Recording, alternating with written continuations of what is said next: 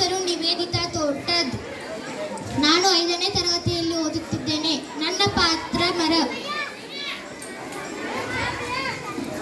ನಾನು ಮರ. ಎಲ್ಲೋ ಬೆಟ್ಟ, ಗುಡ್ಡ, ಕಾಡು, ಬಯಲಿನಲ್ಲಿ ಬೆಳೆದು ನಿಮಗೆ ಬಿಸಿಲನ್ನು ತಡೆದು ನಿಮಗೆ ನೆರಳನ್ನು ನೀಡಬೇಕಾಗಿರುವ ನನಗೆ ಈ ನೆರಳಿನಲ್ಲಿ ಏನು ಕೆಲಸ ಅಂತೀರಾ? ನಾನು ನಿಮಗೆ ಒಂದಿಷ್ಟು ಮಾತು ಹೇಳೋದಿತ್ತು. ನನ್ನಿಂದ ಎಷ್ಟೊಂದು ಉಪಯೋಗಗಳನ್ನು ನೀವು ಪಡೆಯುತ್ತಿದ್ದೀರಿ.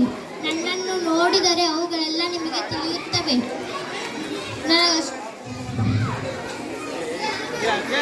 ನಿಮಗಷ್ಟೇ ಅಲ್ಲ, ಭೂಮಿಯ ಮೇಲಿನ ಎಷ್ಟೋ ಜೀವಿಗಳಿಗೆ ಕೂಡ ನಾನು ಆಶ್ರಯವನ್ನು ಕೊಟ್ಟಿದ್ದೇನೆ.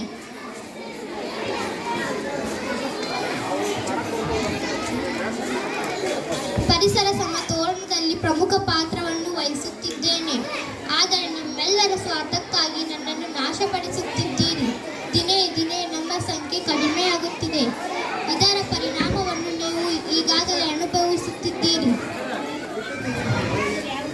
ನಮ್ಮನ್ನು ಉಳಿಸಿ ಬೆಳೆಸಿದರೆ ಮಾತ್ರ ನಿಮಗೆ ಉಳಿಗಾಲ ಉಂಟು. ಹೃದಯಾಂತರಾಳದಲ್ಲಿ ಅಡಗಿರುವ ನೋವುಗಳು ನೂರುಂಟು ನನ್ನ ಜನರೇ.